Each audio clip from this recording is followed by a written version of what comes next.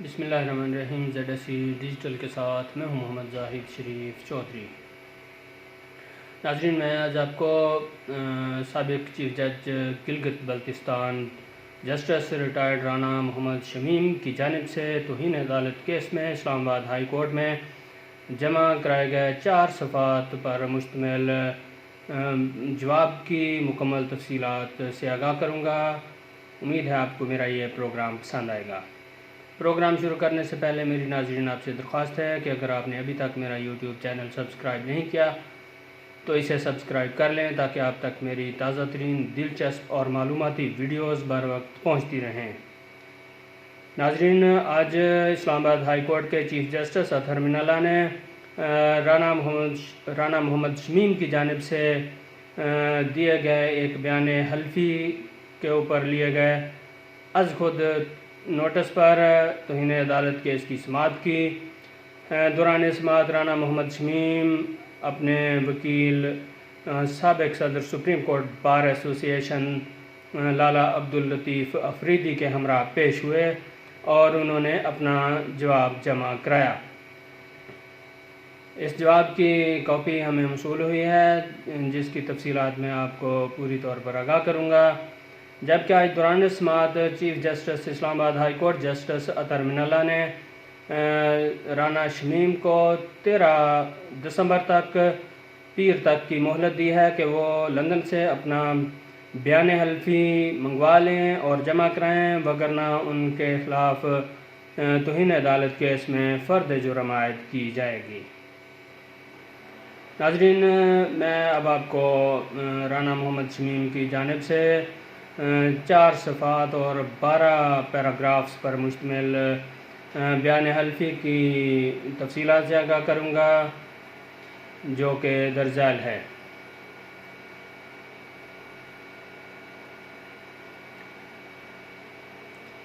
رانا محمد شمیم نے اپنے بیان میں موقف اپنایا ہے کہ توہین عدالت کے شوکاز نوٹس میں جس بیان حلفی کا ذکر کیا گیا ہے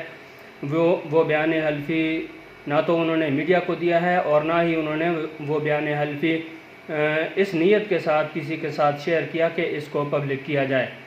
پیراگراف نمبر 2 میں رانا محمد شمیم کہتے ہیں کہ بیان حلفی تحریر کرانے کے پیچھے جو طاقت تھی وہ ان کی مرحوم اہلیہ تھیں. ان کے ساتھ وعدہ کیا تھا جو انہوں نے اپنی اہلیہ کی موت سے قبل کیا تھا. انہوں نے اپنی بیوی سے یہ وعدہ کیا تھا کہ وہ حقائق سامنے لانے کے لیے بیان تحریر کریں گے تاکہ ریکارڈ کو درست کیا جا سکے. اس لیے انہوں نے وہ بیان حلفی کی صورت میں ریکارڈ کرایا. اس کے پیچھے صرف جذباتی دباؤ اور وعدہ تھا جو انہوں نے اپنی مرحومہ اہلیہ سے ان کی وفات سے قبل کیا تھا. رانا محمد شمیم نے کہا کہ اگر ان کا کوئی ایسا ارادہ ہوتا کہ وہ عدلیہ کی تصحیح کرنا چاہتے ہیں تو یہ بیان حلفی وہ پاکستان میں درج کراتے اور میڈیا کے مختلف اداروں کو جاری کرتے. پیراگراف نمبر 3 میں رانا محمد شمیم نے لکھا ہے کہ 4 جون 2021 کو ان کی اہلیہ کی وفات کے بعد ان کا یہ پہلا بیرون ملک کا دورہ تھا اور وہ امریکہ سے واپسی پر لندن میں 2 روز کے لیے اپنے نواسے کے ہاں ٹھہرے جو وہاں قانون کی تعلیم حاصل کر رہے ہیں. رانا محمد شمیم نے کہا ہے کہ ابھی تک ان کی یہ خواہش نہیں ہے کہ وہ بیان حلفی کو اپنی زندگی میں پاکستان کے اندر پبلک کریں. اس لیے انہوں نے یہ مناسب سمجھا کہ وہاں بیان ریکارڈ کرائیں اور پاکستان سے باہر ہی اس کو نوٹرائز کروائیں اور محفوظ کسٹڈی میں پاکستان کے باہر ہی اسے رکھیں. اس سارے عمل کو یقینی بنانے کے لیے میں نے لندن میں نوٹری پبلک کے سامنے بیان ریکارڈ کرایا. اسے لفافے میں سرب مہر کر کے میں نے اپنے نواسے کے حوالے کیا اور اسے واضح ہدایت کی کہ وہ نہ اسے کھولیں گے اور نہ ہی اسے کسی کے ساتھ شیئر کریں گے. اپنے بیان کے پیراگراف نمبر 4 میں رانا محمد شمیم نے موقف اپنایا ہے کہ ان کے علم میں یہ بات نہیں ہے کہ یہ بیان حلفی اس رپورٹر کے پاس کیسے آیا جس نے اسے خبر بنا کر شائع کیا. لیکن یہاں یہ بات بتانا بھی ضروری ہے کہ یہ پریکٹس ہے کہ اس طرح کے بیانات کی ایک کاپی نوٹری پبلک لندن کے ریکارڈ میں رکھی جاتی ہے.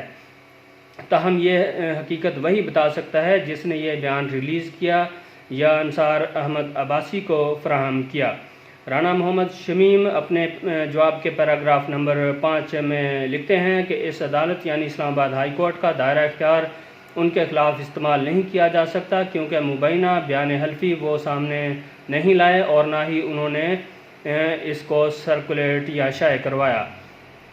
پیراگراف نمبر 6 میں رانا محمد شمیم نے موقف اختیار کیا ہے کہ سابق chief justice of Pakistan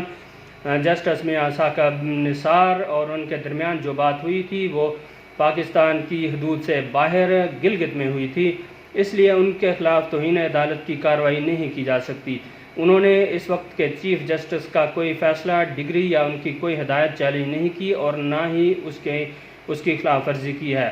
Rana محمد شمیم نے پیراگراف نمبر 7 میں موقف اپنایا ہے کہ بیان حلفی میں میں نے جو کچھ بھی کہا ہے وہ اسی بات اور انہی باتوں پر مشتمل ہے جو میں نے اس وقت سنی جب گلگت بلتستان میں موجود تھا۔ جب تک یہ ثابت نہیں ہو جاتا کہ میں نے بیان حلفی کسی صحافی یا میڈیا کو دیا ہے،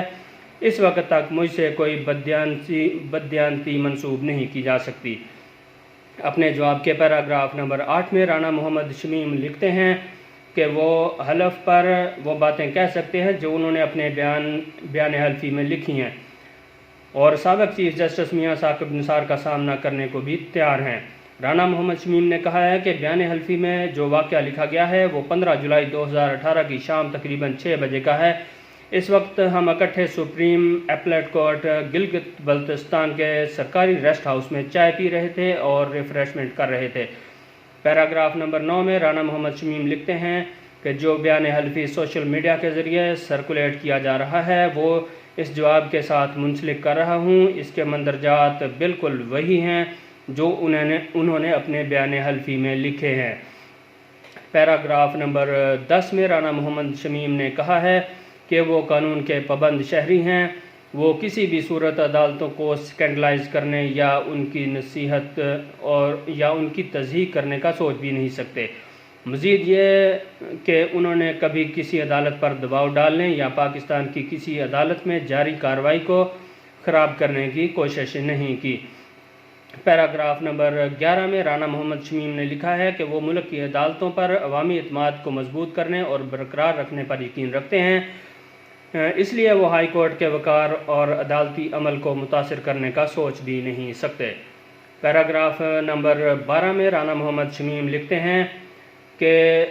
وہ بیان حلفی کسی کو جاری کرنے یا کسی کے ساتھ شیئر کرنے کے الزام سے مکمل طور پر انکار کرتے ہیں، تاہم اگر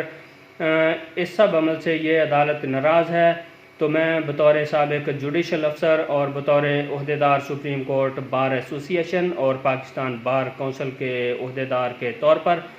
معذرت کا اظہار کرنے میں کسی ہچکچاہٹ کا شکار نہیں ہوں۔ رانا محمد شمیم نے اپنے تحریری جواب میں لکھا ہے کہ مندرجہ بالا حقائق کی روشنی میں 19 نومبر کو انہیں جاری کیا گیا اظہار وجوہ کا شوکاز نوٹس واپس لیا جائے اور ان کے خلاف جو توہین عدالت کی کارروائی یا کیس چل رہا ہے اسے ختم کیا جائے۔ ناظرین، یہ تو تھی آج کے رانا محمد شمیم کا جو جواب ہے توہین عدالت کیس میں، اس کی مکمل تفصیلات اور ان کے کیس کی آئندہ سماعت 13 دسمبر کو ہوگی۔ اور واضح رہے کہ رانا محمد شمیم نے کی جانب سے ریکارڈ کرایا گیا بیان حلفی انگریزی اخبار دی نیوز انٹرنیشنل میں چھپا تھا اور یہ دی نیوز کے ایڈیٹر انویسٹیگیشن انصار احمد عباسی کی جانب سے چھاپا گیا تھا اور انہوں نے موقف اختیار کیا تھا کہ انہوں نے اس پر سابق چیف جسٹس میاں ثاقب نثار کا موقف بھی لیا ہے اور رانا محمد شمیم کا موقف بھی لیا ہے، اور رانا محمد شمیم نے اس بیان حلفی کو درست قرار دیا ہے، جبکہ میاں ثاقب نثار نے اس بیان حلفی میں لگائے گئے الزامات کو مسترد کر دیا تھا۔ تاہم اس خبر کے چھپنے کے بعد چیف جسٹس اسلام آباد ہائی کورٹ جسٹس اطہر من اللہ نے از خود نوٹس لیا تھا اور دی نیوز کے editor in chief Mir Shakil ur Rahman, editor resident editor The News Amir Ghouri اور انصار احمد عباسی اور رانا محمد شمیم کو توہین عدالت کے نوٹس جاری کیے تھے اور انہیں اس کیس میں طلب کر کے باز پرس بھی کی تھی، اور یہ کیس بھی عدالت میں زیر سماعت ہے